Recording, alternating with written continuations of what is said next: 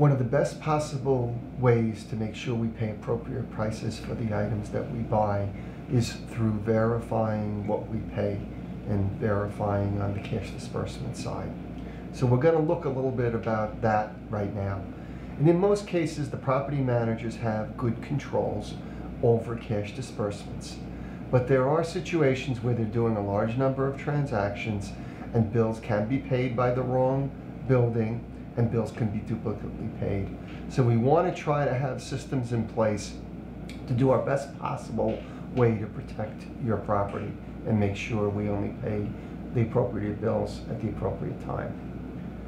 So in order to do that, we can use specific controls established by the board. Generally, one or several board members personalizes the situation with these enhanced controls. They have to be careful because they can be lost with a change of the board or the property manager. So we really suggest that they be written either in a policies and procedures manual book or in some other format. As far as controls over the maintenance of the property and the systems, maintenance schedules and checklists are vital that they exist and that they be verified by somebody. We're working towards to try to make sure that nothing gets paid that's not appropriate in the interest of giving people the lowest possible maintenance while they live in the building. So for the best practices of cash disbursements, it's important that all bills, when they're received, are immediately put into the system, not waiting for them to be approved and then put in the system. We want to make sure that you're going to see the bills that have been submitted from vendors right away, whether they've been approved or not. This is important to make sure that you don't have a long list of unpaid bills that you don't know about. All recurring expenses should have an authorized document. A lot of times we will find it's paid monthly and there's no documentation with approval existing in the system. So there should be, at the very least, a document requesting a check for a recurring payment. Checks over a certain amount should require written approval and should always have adequate backup. We find sometimes these check request forms are solely a piece of paper, but they should be approved and there should be some kind of backup as far as what they are. The credit card bills sometimes come in and it's just a credit card statement, which is just paid as a reliance that anything charged was correct.